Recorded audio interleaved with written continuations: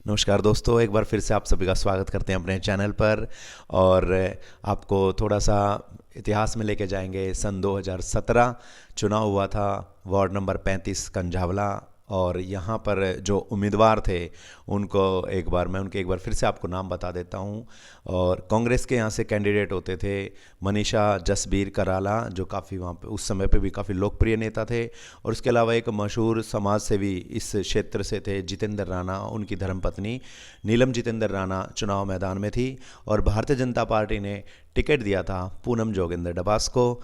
और आप ये देख सकते हैं कि इतने लोकप्रिय उम्मीदवार कांग्रेस की तरफ से, इतने लोकप्रिय समाज सेवी आम आदमी पार्टी की तरफ से यहाँ पे चुनाव लड़ रहे थे और भारी जीत हासिल हुई थी पूनम जोगिंदर डबास को। तो इसको करिश्मा कहेंगे वरिष्ठ नेता भाजपा के जोगिंदर डबास जी का, कि उन्होंने अपने इस करिश्माई प्रदर्शन से दोनों ही पार्टियों को चित कर दिया था।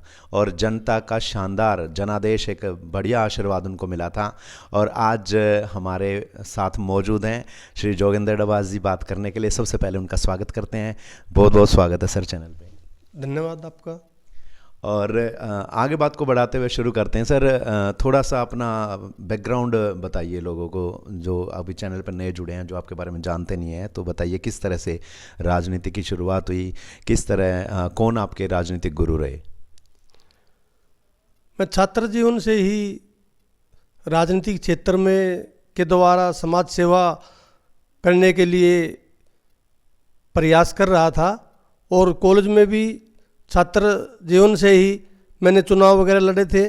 और एबीवीपी से संपर्क करके, जो भारतीय जनता पार्टी राष्ट्रीय स्वयंसेवक संघ का एक यूथ विंग है और स्टूडेंट विंग है, उसके माध्यम से छात्र जीवन में मैं लगातार जुड़ा रहा हूँ।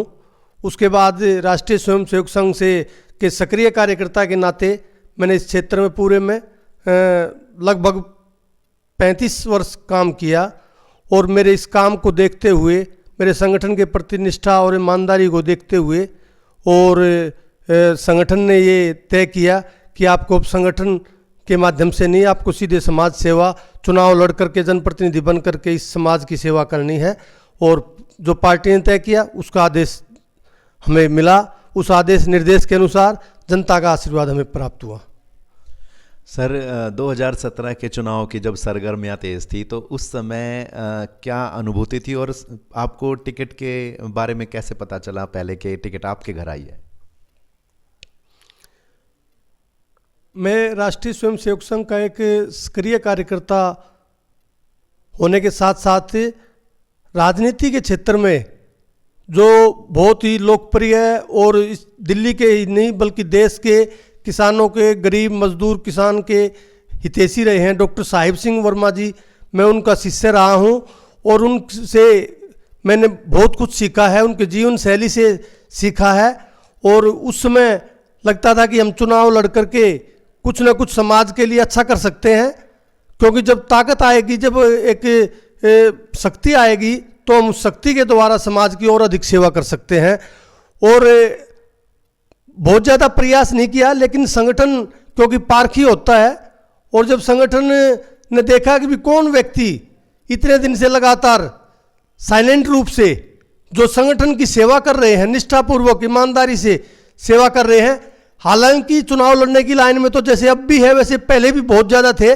उस समय चुनावी मौसम में बहुत सारे ऐसे व्यक्ति आ जाते हैं जो केवल अपने पोस्टर लगा करके, अपने आप को हाईलाइट करके, केवल टिकट, केवल चुनाव, केवल टिकट, इसका एक ध्येय बना लेते हैं। लेकिन संगठन, और वो भी भारतीय जनता पार्टी जैसा एक पारिवारिक संगठन ऐसा है कि वो इन चीज़ों पर बारीकी से नज़र रखता है कि मेरा कौन कार्यकर्ता कैसा है, उसकी कैसी कार्यशैली है और वो किस प्रकार समाज से जुड़ा हुआ है। और उसको एक सामान्य से कार्यकर्ता को मेरी पार्टी ने अवसर दिया। उसके लिए मैं पार्टी का तहे दिल से ऋणी रहूँगा और उनका धन्यवाद भी करता रहूँगा, धन्यवाद भी करता हूँ। जैसा कि बता रहे हैं, काफ़ी धैर्य से, शांति से कई वर्षों तक सेवा में लगे रहे, बिना टिकट की या किसी भी पद की उम्मीद के, और उसका फल इनको मिला था।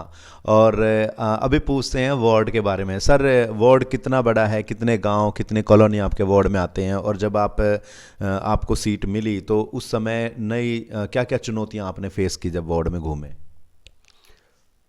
हमारा वार्ड जो है 35 वार्ड N35 कंझावला के नाम से नया वार्ड परिसीमन के बाद बना था, और उसका भौगोलिक क्षेत्र काफ़ी विचित्र है, काफ़ी बड़ा, लगभग 35 किलोमीटर का सराउंडिंग एरिया है। यदि एक सिरे से निकल कर जाए और वापस उसी सिरे पर आए तो लगभग 35 किलोमीटर दूर पड़ता है। इसमें 9 गांव हैं और 10 अनऑथराइज कॉलोनी, अनधिकृत कॉलोनियाँ हैं, और एक जे कॉलोनी जो सलम कहते हैं, जे कॉलोनी सेवा बस्ती है, हमारी भाषा में वो सेवा बस्ती है, सावदा जे कॉलोनी है। तो इस प्रकार का एक भौगोलिक क्षेत्र है, मिला जुला क्षेत्र है। क्योंकि अब आपने जिक्र किया कि सावदा जे कॉलोनी यानी कि एक स्लम भी आपके क्षेत्र में आता है, तो ये तो अपने आप में एक वार्ड हो गया। काफ़ी सारी चुनौतियां वहाँ आपने देखी होंगी जाके। हाँ बिल्कुल, बहुत सारी चुनौतियां हैं, अब भी वो चुनौतियां बनी हुई हैं, क्योंकि वो जो जे कॉलोनी है वो डुसूब एक विभाग है, दिल्ली सरकार के अंतर्गत अलग से विभाग है, सलम विभाग को देखता है। वो उसका विकास कार्य करने का सारा जिम्मा उसी विभाग का होता है। लेकिन जिस प्रकार के डुसूब के द्वारा या दिल्ली सरकार के विभागों के द्वारा अनदेखी होती है, उतनी सुविधा नहीं मिल पा रही उस क्षेत्र को। लेकिन जितनी सुविधा व्यक्तियों को चाहिए, वहाँ के नागरिकों को चाहिए, उतनी सुविधा भी नहीं मिल पा रही है। लेकिन प्रयास किया जा रहा है कि वहाँ नाली, सड़क, अब पानी का प्रयास भी किया, पानी भी घर घर पहुँच गया है। पहले पानी भी नहीं था, हमारे बनने से पहले वहाँ पानी नहीं था। हमने प्रयास किया जल बोर्ड से, वहाँ के स्थानीय विधायक से मिलकर के, जल बोर्ड के द्वारा, डुसूब से भी हमने पत्राचार किया। लेकिन वहाँ की एक कठिन समस्या है कि वहाँ की एक शमशान घाट की बहुत बुरी हालत हुई है, क्योंकि जो शमशान घाट है उन्होंने डुसूब ने अलाट किया था, वो शमशान घाट अब उस कॉलोनी के अंदर आ गया है, और कॉलोनी के अंदर आ गया तो लोग वहाँ पर अपना क्रियाक्रम नहीं करते हैं। और उन्होंने कहा, मांग रखी है कि इसको थोड़ा दूर करें जी कॉलोनी से। तो दूर तो कर दिया, लोग तो वहाँ अपना क्रियाक्रम अपने लोगों का करने लग गए, लेकिन वो अपने उस पर कागजों पर नहीं है, क्योंकि डुसूब कह रही है हमने यहाँ अलाटमेंट नहीं दिया है। तो ये बड़ी समस्या आई हुई है, लोग वहाँ के बार बार मांग करते हैं, और हमने भी प्रयास किया, हम कारपोरेशन के द्वारा एक शमशान घाट का विकास करें। लेकिन वो कहते हैं कि ज़मीन जिसकी है वो लिख कर देगा, और ज़मीन हमेशा डुसूब के पास होती है, दिल्ली सरकार के अंतर्गत है। अब वो डुसूब वहाँ से हटा करके पहले उसको कैंसिल करके और दूसरी जगह जहाँ पर अब करते हैं वहाँ पर उसको अलाट करें तो हम उसका निर्माण कराएं। सर, जब सीट आपकी आई थी तो उस टाइम एक इंटरव्यू देखा था हमने मैडम का, पूनम जी का, तो उन्होंने कहा था कि मेरी प्रायोरिटी होगी कि मेरे क्षेत्र के हर गांव में एक पार्क और एक जिम जरूर हो। तो सर, कहाँ तक सफलता मिली इस काम में? हमने यही प्रयास किया था, और हमने अपने इस प्रयास में काफ़ी सफलता भी प्राप्त की है, और हमने अपने क्षेत्र में लगभग 10 जिम लगवाई हैं, और प्रयास और ज़्यादा अधिक किया था। 2-3 गांवों में रह गई है, क्योंकि बीच में कोरोना काल ऐसा लगभग 3 वर्ष का ऐसा आ गया कि इसमें ऊपर से नीचे तक हमारे फंड बंद कर दिए गए, कारपोरेशन के फंड बंद कर दिए, और हमारे सांसद के फंड भी बंद कर दिए। और जिम लगाने का जो कार्य है वो सांसद निधि से ही होता है। सांसद निधि का 19 में, 20 में और 21 में तीनों साल से फंड बंद हो रहे हैं। लेकिन 2-3 और वो हैं गाँव में रह गए हैं, उनमें वो जिम लगवाने का प्रयास किया जा रहा है। अब जैसे ही फंड जारी हो जाएंगे वो जिम भी लगेगी, और पार्कों को विकसित किया जा रहा है। सर, लगभग 5 वर्ष पूरे होने को हैं कि कोई भी अपने 2 या 4 काम जो आपको बड़े अच्छे लगे कि हाँ करके आपको काफ़ी संतुष्टि मिली होगी अपने क्षेत्र में, तो उनको अगर आप बता सकें तो। देखो, वैसे तो दिल्ली नगर निगम का काम बहुत ही छोटे स्तर पर होता है, क्योंकि बहुत ज़्यादा उनको शक्तियाँ प्राप्त नहीं होती। रोज़मर्रा की साफ सफाई, सैनिटाइज करना, ये करना, तो इस प्रकार के छोटे छोटे कार्य है, पार्कों की देखरेख करना। लेकिन फिर भी बहुत बड़ा कोई प्रोजेक्ट हम लाने का प्रयास भी कर रहे थे, लेकिन कुछ हद तक उसमें सफल भी हुए। लेकिन मैं कह रहा हूँ कि दोबारा यदि ये कोरोना काल हमारा इस 5 वर्ष के अंदर लगभग 3 वर्ष का कार्यकाल को डकार गया, और इससे सारे निधि जो है, फंड है, विकास कार्य रुक गए। लेकिन फिर भी हमने पहले वर्ष में प्रयास किया कि जो जोनती गांव में एक पहले हमारे दिल्ली नगर निगम का एक स्कूल था और एक फिजिकल सेंटर था शारीरिक शिक्षा का विभाग का, तो उसको मिला करके हमने उस फाइल को चला करके दोनों को कंबाइन करके एक वहाँ मिनी स्टेडियम का निर्माण कराने का प्रयास किया, जिसकी लगभग उस समय लागत 4 करोड़ के करीब थी। वो लगभग बनकर के तैयार हो चुका है। उसमें थोड़ी कुछ न्यूनताएं रह गई हैं वो फंड की वजह से। अब आगे जब सांसद निधि जारी होगी तो उसमें वो फंड और मिलेगा, तो उससे निर्माण कार्य बढ़ेगा, जिससे वहाँ के न केवल जोनती गांव के बल्कि आसपास के ग्रामीण क्षेत्र के युवाओं को वहाँ खेलने का, अपने खेल स्पर्धाओं का करने का अवसर मिलेगा। ये एक बहुत बड़ी अचीवमेंट है। जैसे कि अपने यहाँ पे त्रिस्तरीय सरकारें हैं, तो राज्य सरकार से कितना सहयोग मिल पाता है, कितना नहीं? आम आदमी पार्टी सरकार से आप लोगों को जहाँ पे भी सहयोग की आवश्यकता होती है तो कितना रेडीली, यानी कितना तैयार रहते हैं वो लोग सपोर्ट के लिए, लोगों के विकास के लिए? देखिए, माननीय प्रधानमंत्री श्रीमान मोदी जी यही कहते हैं कि भी डबल इंजन की सरकार होनी चाहिए। उसका अर्थ यही होता है कि स्थानीय निकाय में भी और स्टेट में भी यदि डबल इंजन की सरकार होगी तो बहुत सारे जो कार्य हैं, अधिकतर कार्य हैं, विकास कार्य, वो हमेशा सरकार करती है। उसका लंबा चौड़ा बजट होता है, उसका बहुत अधिकार क्षेत्र होता है, परंतु स्थानीय निकाय दिल्ली नगर निगम के हैं, उनका सीमित संसाधन होते हैं, सीमित अधिकार क्षेत्र होता है। इसका एक उदाहरण है कि सन 1993 से लेकर 1998 तक भारतीय जनता पार्टी की सरकार आई। माननीय मदन लाल खुराना जी ने और माननीय साहिब सिंह वर्मा जी ने इस दिल्ली के विकास कार्य का बीड़ा उठाया, और विशेषकर गांव के, दिल्ली देहात के गांव को लेकर के डॉक्टर साहिब सिंह वर्मा जी ने अपने कंधों पर जो बीड़ा उठाया था वो काफ़ी हद तक उसमें सफल रहे, और वो उस समय के कराए गए विकास कार्य आज तक लोगों के जहन में है। जनता उनको आज भी याद करती है।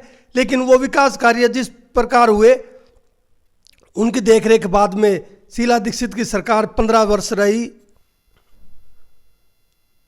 जहाँ तक सरकार का सहयोग के लिए आपने जिस प्रकार का विषय उठाया है, ये मैं आपका धन्यवाद करता हूँ। इस विषय को आपके चैनल के माध्यम से जनता को भी पता लगे कि दिल्ली सरकार में और यहाँ से विधायक चुन करके हम पिछले 5 वर्षों लगातार देख रहे हैं, दोनों बार आम आदमी पार्टी का विधायक रहा है, और पिछली बार दूसरे विधायक थे, लेकिन वो विधायक तो बदल दिए, लेकिन उनकी कार्यशैली नहीं बदली, क्योंकि पार्टी नहीं बदली तो पार्टी की वही कार्यशैली है जो गांव दिल्ली देहात विरोधी है, किसान मजदूर विरोधी है, और वो इस तरफ बिल्कुल ध्यान नहीं दे रहे। इसका एक बहुत ही सटीक उदाहरण ये आपको नज़र आता है कि आज दिल्ली में यदि कोई सबसे खराब मार्ग है तो वो कंझावला और कराला वाला रोड है। वो मार्ग लगभग 1.5-2 वर्ष से बुरा हाल हुआ पड़ा है। इसके लिए हम अपने क्षेत्र के माननीय विधायक जी से मिले थे, और उनको भी हमने ये आग्रह किया था कि भाई साहब, आप उस क्षेत्र के जनप्रतिनिधि हैं मुंडका क्षेत्र से, और हम भी वहाँ से कंझावला वार्ड से निगम पार्षद है, जनप्रतिनिधि है, और हमें भी लोगों की ये बातें सुनने को मिलती है कि यहाँ पर इतना रोड खराब है, क्या कारण है? तो आपने पता कि ये आपका PWD का रोड है जो दिल्ली सरकार के विभाग के अंतर्गत आता है, और उसमें विधायक फंड से ही या दिल्ली सरकार के PWD विभाग से इसमें फंड लगना है, इसका निर्माण कार्य तुरंत कराया जाए। हालांकि निर्माण कार्य तो हमारे उस प्रयास के बाद प्रारंभ हो गया, लेकिन पता नहीं क्या बात है, ठेकेदार या अधिकारी किस प्रकार हिल उज्जत कर रहे हैं, किस प्रकार इसमें नानुकर कर रहे हैं कि वो जैसे एक साइड का बना है और वो बन करके दोबारा टूट गया। अभी तैयार होकर के अभी उसका बजट वो मिला भी नहीं है, लेकिन वो दोबारा टूट गया, जिसकी हमने कंप्लेंट की है। दोबारा उसको ठीक करने का प्रयास किया जा रहा है। और मैं तो ये प्रयास करता हूँ कि जल्दी से जल्दी ये मार्ग बन जाए, क्योंकि ये मार्ग यहाँ की दिल्ली देहात का लाइफ लाइन है, जो कुतुबगढ़ से लेकर के ओचंदी बॉर्डर से लेकर के और यहाँ अपना जो आउटर रिंग रोड है उस तक मिलता है। इसको लाइफ लाइन मार्ग कहते हैं, गुरु गोलवलकर मार्ग है। और ये न केवल दिल्ली देहात के गांव को बल्कि हरियाणा को भी जोड़ता है। ख्याल रखना चाहिए कि हमें मिलजुल करके क्षेत्र के विकास के लिए प्रयास करने चाहिए, पार्टी पॉलिटिक्स से हटकर प्रयास करने चाहिए। हमारा तो यही उद्देश्य है और इसी पावन उद्देश्य को लेकर के हम इस राजनीतिक क्षेत्र में आए थे। और पिछले 5 वर्ष से ईमानदारी से और बहुत ही निष्ठा के साथ मैंने संगठन की निष्ठाओं पर खरा उतरते हुए और जनता की अपेक्षाओं पर खरा उतरते हुए हमने निष्ठा से ईमानदारी से प्रयास किया है। अब जितना प्रयास कर पाए हैं, क्योंकि कोरोना काल ने काफ़ी कुछ डकार लिया है, लेकिन फिर भी सीमित संसाधनों के कारण, जिस प्रकार आप जानते हैं कि कितना क्राइसिस है बजट को लेकर के दिल्ली नगर निगम में, दिल्ली सरकार ने हमारा बजट रोका हुआ है, बजट नहीं दे रहे, जिसके कारण हम लोगों की तनख्वाह या पेंशन देने में भी हमें परेशानी आती है। तो विकास कार्य कहाँ से हो पाएंगे? ऊपर से कोरोना काल ऐसा आ गया कि इसमें जितना जो बजट है सारा बजट ऊपर से रोक दिया गया और कोरोना काल में उसमें वैक्सीन में लगाने जा रहा है। बहुत सुंदर बात कही। तीनों स्तर पर आपसी सहयोग की बहुत ज़्यादा आवश्यकता है पब्लिक वेलफेयर के लिए। अब बात करते हैं कि अभी पिछले दिनों भारतीय जनता पार्टी के वरिष्ठ नेता हैं, इनसे पूछ सकते हैं। पिछले दिनों भारतीय जनता पार्टी दिल्ली प्रदेश ने दिल्ली सरकार की नई जो आबकारी नीति आई उसके खिलाफ काफ़ी ज़बरदस्त विरोध प्रदर्शन किया था। तो कुछ पॉइंट्स बताइए जनता को जिसकी वजह से वो नई आबकारी नीति आपको मतलब ये कहें कि जनता के लिए नुकसानदेह ज़्यादा लग रही है। देखिए, दिल्ली में जिस प्रकार की नई आबकारी नीति दिल्ली सरकार लेकर के आई है, ये बहुत ही जनता के लिए भी और दिल्ली के लिए भी बहुत ही अलाभकारी है और नुकसानदायक है। यहाँ के न केवल युवाओं को भटकाव लाएगी, आर्थिक रूप से परेशान करेगी, उनके शारीरिक रूप से भी उनको दंडित किया जाएगा। शराब मिलती है, शराब पी करके उड़दंग मचाते हैं, जुर्म करते हैं, तो इस चीज़ बहुत ज़्यादा बढ़ जाएंगी। और मैं व्यक्तिगत रूप से भी इस चीज़ का बहुत ही विरोध में हूँ कि इस प्रकार की शराब नीति नहीं होनी चाहिए कि एक तरफ केजरीवाल जी पंजाब में जाकर ये कहते हैं कि मैं इसको नशे को दूर कर दूंगा, वहाँ की इस नशे की उसको अपने जैसे मैं आऊँगा तो दूर कर दिया जाएगा, लेकिन दूसरी दिल्ली को नशे में झोंका जा रहा है। दुकानें बढ़ा दी गई हैं। हाँ जी, लगभग 846 दुकानें 849 कर दी, 849 दुकानें उन्होंने प्रारंभ की है और जो सरकारी दुकानें थी वो बंद कर दी गई। अब प्राइवेट दुकानें अपने व्यक्तियों को ठेके दे दिए गए और उनसे मोटा कम से कम 50-50 लाख रुपए जो है इन्वेस्ट मनी वहाँ करके लगा करके रखी है, बहुत पैसा कमाया है। और उस पैसे कमाने को आज 5 स्टेटों में वो चुनाव लड़ने के लिए प्रयास कर रहा है केजरीवाल जी। तो वो पैसा कहाँ से आया? यहीं से आया। अरे पैसा तो ले लो, लेकिन इस दिल्ली को, इस गांव को, देहात को क्यों नशे में झोंका जा रहा है? क्योंकि ये क्षेत्र बहुत पुराने समय से ही कहते हैं कि आर्य समाज का क्षेत्र रहा है।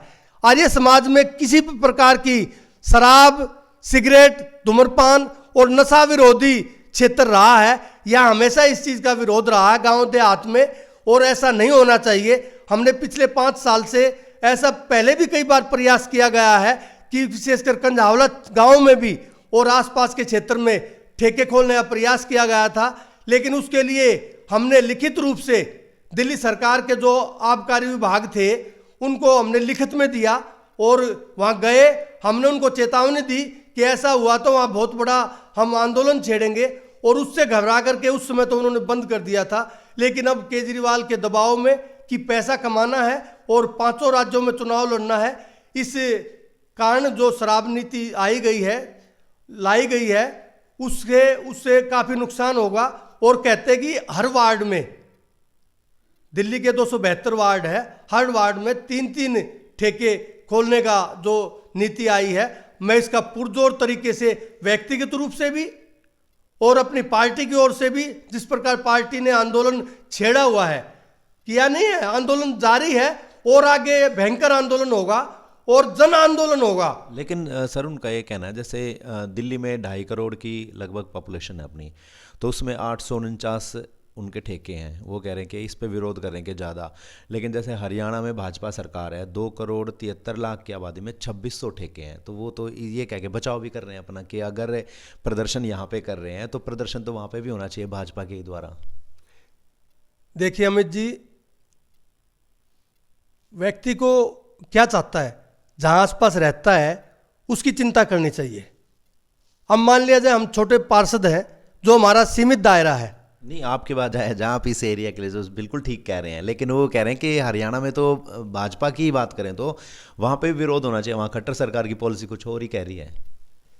देखिए, हर राज्य का अपना अपना एक नीतियाँ होती है, निर्देश होता है, और कुछ स्वतंत्र नीतियाँ होती है जो अपना केंद्र और राज्य का अलग अलग सूची होती है, अनुवर्ती सूची होती है। कुछ संघ की सूची होती है, कुछ संघ में आती है, कुछ केंद्र में आती है और कुछ राज्य की होती है। तो इस तरह की ये नीतियाँ राज्य सरकार की नीतियाँ होती है, जिसको हम प्रधानमंत्री लेवल पे या राष्ट्रीय स्तर पर नहीं कर रहे।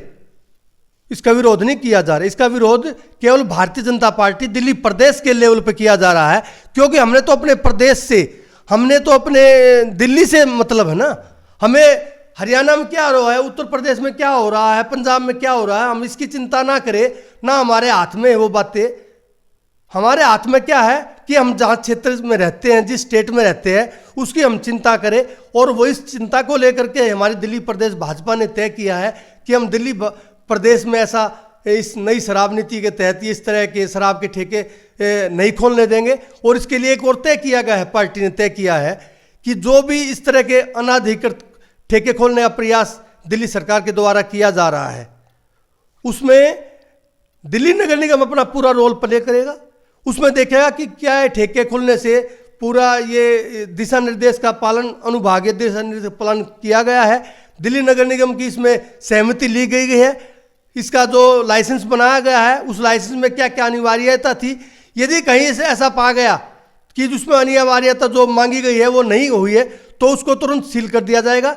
दिल्ली नगर निगम के द्वारा उसको बिल्कुल नहीं, उसको ढील नहीं दी जाएगी, उसको सील कर दिया जाएगा और इसको नहीं खोलने दिया जाएगा। ऊपर से जन आंदोलन, ये केवल भारतीय जनता पार्टी नहीं कर रही, ये भारतीय जनता पार्टी इन जनता की, दिल्ली की 2.5 करोड़ जनता की आकांक्षाओं को लेकर के उसकी आवाज बन करके जन आंदोलन कर रही है। क्योंकि आखिर तो नुकसान तो जनता का है ना। कहना है कि बाहर जो हो रहा है उससे अभी मतलब नहीं है, यहाँ जो हो रहा है, यहाँ इनके क्षेत्र में ठेका नहीं खुलेगा किसी भी तरीके से। आप पूरा विरोध करेंगे और दिल्ली नगर निगम तैयार है इसके लिए। अपने जो वार्ड में जो कई कई दुकानें खोलने की बात आई हुई है, वो दुकानें नहीं खोलने दी जाएंगी। लेकिन सरकार कह रही है कि उन्होंने गवर्नमेंट का तो रेवेन्यू बढ़ा दिया है, अवैध दुकानें बंद हो गई हैं, ये इसीलिए हो हल्ला मच रहा है। 3,900 कुछ बता रहे हैं कि जो अवैध दुकानें चल रही थी शराब की, वो सब बंद कर दी गई हैं। और उसी को बचाने के लिए कह रहे हैं कि इससे रेवेन्यू बढ़ाओ, रेवेन्यू पब्लिक वेलफेयर के कामों में लगेगा। इस तरह का एक जो उन्होंने अपना बचाव किया, इसको क्या, इस स्टेटमेंट पे सर क्या कहेंगे? देखिए, अवैध शराब किसके द्वारा चलाई जा रही थी? क्योंकि दिल्ली सरकार पिछले 6 वर्ष से तो केजरीवाल की सरकार है, उससे पहले 15 वर्ष रही है, ये इसमें शीला दीक्षित सरकार रही है, कांग्रेस की सरकार रही है। तो उसमें 5 विभाग है दिल्ली सरकार के आबकारी नीतियों को लेकर के। 5 विभाग थे जिनसे अलग अलग विभाग के द्वारा कुछ दुकानें खुली हुई थी। यदि किसी ने लेनी है तो वैध रूप से उससे वो जो जाकर ले लेते थे, उससे रेवेन्यू भी आता था। लेकिन रेवेन्यू इकट्ठा करने का मतलब ये थोड़ी है कि उन विभागों की, दिल्ली सरकार की उन विभागों की दुकानों को बंद कर दिया जाए और प्राइवेट अपने व्यक्तियों को। एक मुझे जानकारी मिली है कि यहाँ पूरे 6 जोन हैं, जो इन 6 जोनों में एक व्यक्ति को टेंडर दिया गया है। वो व्यक्ति कौन है? वो मोटे पैसे देकर केजरीवाल को वो पूरे टेंडर ले आया। अब वो क्या करेगा? इसमें किसी प्रकार का माल बेचेगा, अपना प्रोडक्ट बेचेगा। माननीय प्रधानमंत्री जी ने जिस प्रकार 3 कृषि कानूनों को वो कह रहे कि जनता इसके हित में नहीं है, किसान इसके हित में नहीं है, किसानों के हित में नहीं है, हालांकि ऐसी बात नहीं है, भ्रम फैला दिया करिए। आंदोलनकारियों ने, कुछ आंदोलनकारियों ने इस प्रकार का आंदोलन करके उसमें भ्रम फैलाएगा।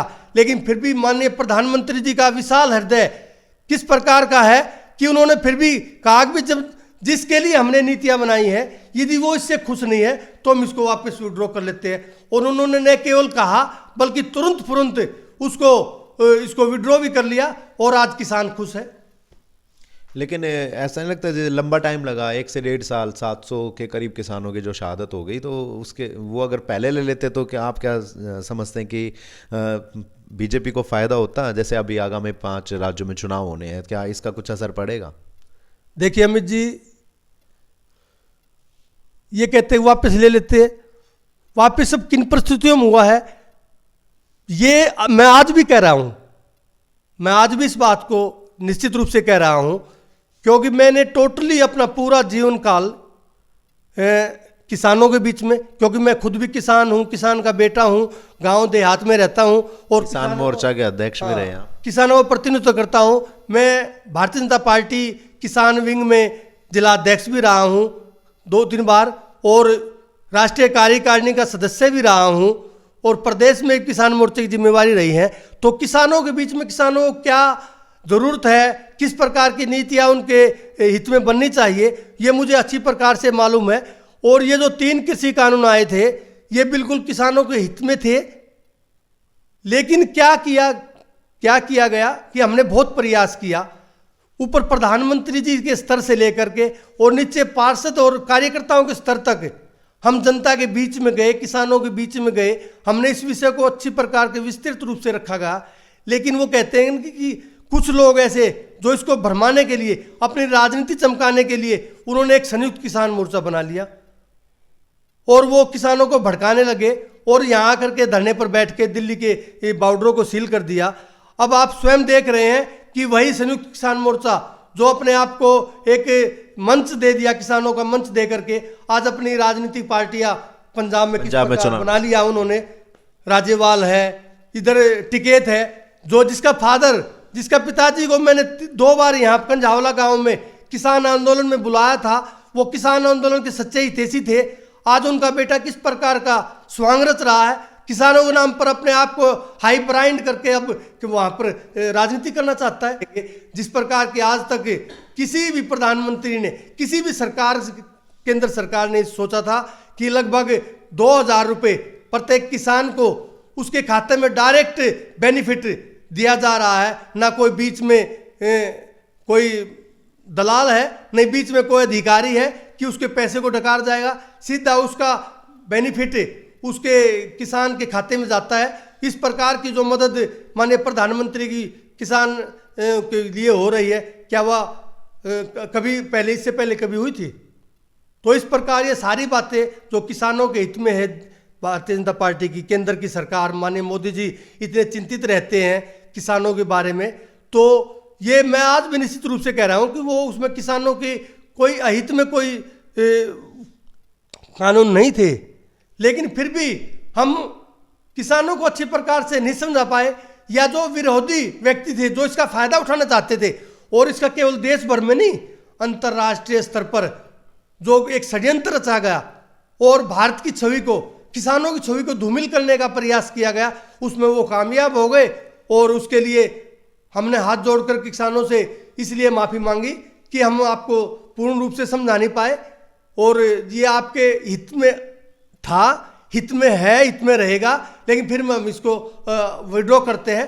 अंतिम सवाल, पूनम डबास जी और श्री जोगेंद्र डबास जी, आप कितने संतुष्ट हैं अपने 5 साल के सेवा काल से, और क्या चीज़ें रह गई जो माइंड में है कि अगला टेन्योर अगर मिलेगा तो उसमें आप उसको पूरा करेंगे? कुछ बातें बहुत सी रह गई होंगी, आपने बताया जैसे कि 3 साल कोविड की भेंट चढ़ गए हैं, तो काफ़ी सारी चीज़ें तो रह ही गई होंगी, तो वो अगले टेन्योर के लिए क्या क्या आपने सोच रखा है, किस किस गाँव के लिए, कॉलोनी के लिए?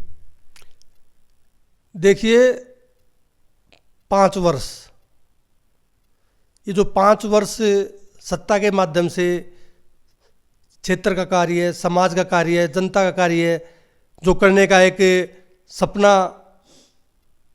हमने देखा था, और वो संगठन के माध्यम से सपना ही पूरा हुआ।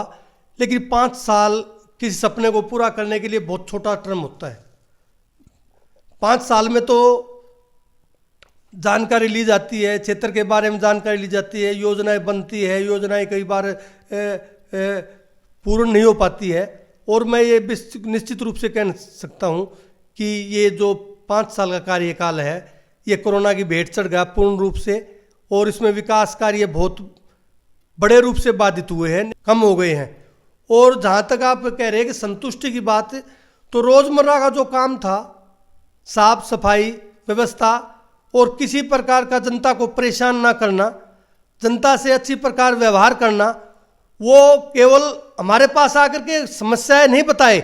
मैंने तो इस प्रकार का एक प्रयास किया कि केवल वहाँ से फ़ोन करें और फ़ोन करके अपनी समस्या बता दे, विद 5 मिनट के अंदर उसके पास किसी न किसी उस संबंधित अधिकारी का फ़ोन जाएगा और वो उसकी समस्या को डिटेल से सुन करके उस प्रॉब्लम को जैसे भी होगा, जिस प्रकार की प्रॉब्लम होगी उसी प्रकार का कराने का प्रयास। यदि बहुत आसान प्रॉब्लम है तो उसी समय उसका हल कर दिया जाएगा, यदि प्रॉब्लम ऐसी है कुछ समय लगेगा तो उसको कुछ समय के बाद उसका, और न केवल उस प्रॉब्लम को मैं बाकी बाद में उसको चेकआउट भी करता हूँ। जिन्होंने शिकायत की है जनता ने, उसको दोबारा कॉल करके पूछता हूँ कि क्या आपकी प्रॉब्लम सोल्व हुई, क्या फलाना अधिकारी का फ़ोन आया, क्या फलाना अधिकारी आपसे मिलने के लिए आया, तो वो संतुष्ट होते हैं कि हाँ बिल्कुल ऐसा हुआ है, वो आए थे और वो काम हो गया है। मिनी स्टेडियम बनवाया है जो बहुत बड़ी बात है दिल्ली नगर निगम के द्वारा, और एक स्कूल का निर्माण कराया है जो अपनी सेवा बस्ती जे कॉलोनी में है, उसमें एक 2.5 करोड़ की लागत से उनका एक स्कूल का निर्माण भी कराया है, जिसका उद्घाटन भी केवल कोरोना काल की वजह से रुका हुआ है, और वो स्कूल चल रहा है, रन कर रहा है। लेकिन मेरा उद्देश्य केवल फीता काटना है, उद्घाटन करना नहीं है, काम होना चाहिए, जनता के हित में काम होना चाहिए, बस उसी के लिए उसी से हम संतुष्ट है। फीता काटे या ना काटे, काम होना चाहिए। अभी आपने देखा पिछले 5 साल में हमने कोई झूठा आश्वासन जनता को नहीं दिया, स्पष्ट बताया है कि हमारे साथ ये प्रॉब्लम है, हमारे पास बजट की कमी है, दिल्ली नगर निगम के पास बजट की कमी है। ऊपर से मैं एक बात और बताना चाहता हूँ, बेलाग कहना चाहता हूँ अपनी जनता को आपके इस चैनल के माध्यम से, कि कोरोना काल में हमें जो बजट नहीं दिया गया, और कुछ बजट हमें, जैसे इस वर्ष हमें लगभग 40 लाख का बजट स्वीकृत किया गया था। ये बजट हमारा टेंडर प्रक्रिया तक पहुंच गया, हमने प्रयास किया भी कुछ अनिवार्य कार्य इसमें कराए जाएं, और वो मेरे पास पूर्ण रूप से, यदि आप पहले बताते तो मैं आपको दिखाता वो, और फिर कभी ऐसा अवसर आएगा तो मैं आपको लिखित रूप से दिखाऊंगा कि मैंने क्या क्या उसमें काम करने का प्रयास किया है। लेकिन दुर्भाग्य से दिल्ली नगर निगम जो ठेकेदार एसोसिएशन है, वो ठेकेदारों को जो पेमेंट नहीं हो पा रही, क्योंकि सारा विषय तो बजट पर आकर रुक जाता है। लगभग मुझे जानकारी मिली है कि हमने भी कई बार प्रयास किया, दिल्ली नगर निगम के कमिश्नर से बात की, महापौर से बात की, अपने नेताओं से बात की, स्थायी समिति के अध्यक्ष से बात की कि इन कुछ ठेकेदारों को बजट दे दिया जाए, ताकि ये ठेकेदार हमारे नए ठेकों को ले ले, टेंडर ले ले, और हमारे विकास कार्य लगातार जारी हो जाए। उन्होंने प्रयास किया, कुछ ठेकेदारों को प्रयास किया है, लेकिन बजट बिल्कुल नहीं मिल पा रहा। इसलिए उनके लगभग पिछले 6 वर्षों से बजट का उनको जो ठेकेदारों की पेमेंट रुकी हुई है, जिसके कारण से ठेकेदार हमारे विकास कार्यों को ये टेंडर नहीं ले पा रहे हैं। ये इस साल भी हुआ है, और ये 2018 में भी ऐसा ही हुआ था, 19 में भी ऐसा हुआ था। फिर उसके बाद कोरोना, 19 में कोरोना, 20 में, और 21 में कोरोना का भेंट चढ़ गया। तो इस प्रकार कुल मिलाकर के 5 वर्ष बिल्कुल ऐसे गए।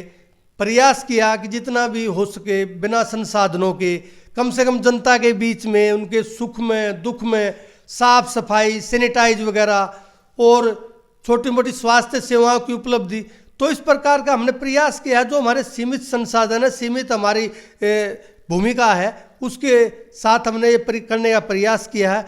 अब इससे जनता कितनी खुश होती है, कितनी नहीं खुश होती है, मैं तो इस बात को नहीं कह सकता, जनता स्वयं बताएगी। लेकिन कम से कम यदि कोरोना काल नहीं होता तो मैं संतुष्ट होता कि हमने ये विकास कार्य कराए, हमें बजट इतना मिला हमने।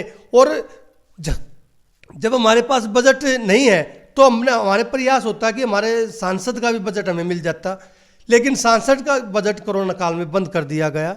अभी हमने बात की, ये हैं वरिष्ठ नेता हैं भाजपा के श्री जोगेंद्र डबास, और सीट है इनकी वार्ड नंबर 35 कंझावला। इन्होंने बताया कि जो मिनिमम रिसोर्सेज थे उनसे मैक्सिमम काम करने की इन्होंने कोशिश की है, और जो बाकी 5 वर्ष का जो कार्यकाल था उसमें काफ़ी सारा समय जो इस महामारी ने ले लिया, और इसी के चक्कर में काफ़ी सारे जो फंड्स हैं वो रुक गए थे।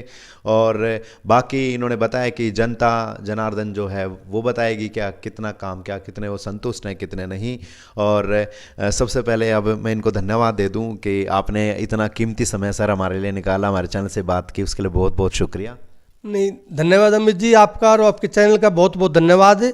और मैं इस अवसर पर धन्यवाद भारतीय जनता पार्टी अपनी पार्टी को भी करना चाहता हूं कि उन्होंने मुझे ऐसा अवसर प्रदान किया सेवा करने का, और विशेषकर धन्यवाद मैं अपनी जनता का, अपने क्षेत्र की जनता का करना चाहता हूं। बिल्कुल, बहुत रिमार्केबल विक्ट्री आपको मिली थी एकदम, ये तो बात बिल्कुल सही है। बिल्कुल, ये जो बहुत बड़ा हमें जीत मिली है, लगभग 5,500 हजार वोटों से जो जीत मिली थी, जबकि यहाँ कांग्रेस की सीट थी, और वो उसके बाद भी हमें इतना आशीर्वाद, लोगों का, जनता का प्यार प्रेम, बुजुर्गों का आशीर्वाद मिला, माताओं बहनों का स्नेह मिला, युवाओं का साथ मिला।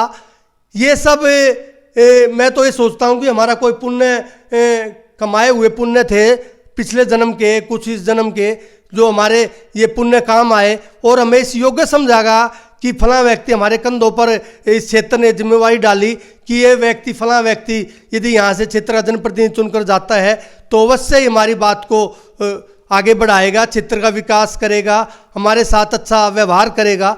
और निश्चित रूप से मैं अपनी जनता का पुनः हाथ जोड़ करके धन्यवाद करना चाहता हूँ इस क्षेत्र की, कि जो उन्होंने न केवल जीत दिला करके अपना आशीर्वाद दिया, बल्कि उसके बाद भी 5 साल जो मुझे स्नेह, जो मुझे प्यार, जो मुझे सम्मान दिया, जो जिसके लायक मैं शायद ये हूँ कि नहीं भी हो सकता, लेकिन उन्होंने इस योग्य मुझे समझा कि उन्होंने प्यार प्रेम दे करके मुझे आगे बढ़ाया। इसके लिए मैं पुनः जनता का भी और अपनी भारतीय जनता पार्टी की के संगठन का भी मैं पुनः आभार प्रकट करता हूँ, धन्यवाद करता हूँ, और मैं सदैव जनता का भी और संगठन का भी ऋणी रहूँगा जो उन्होंने मुझे इस योग्य समझा।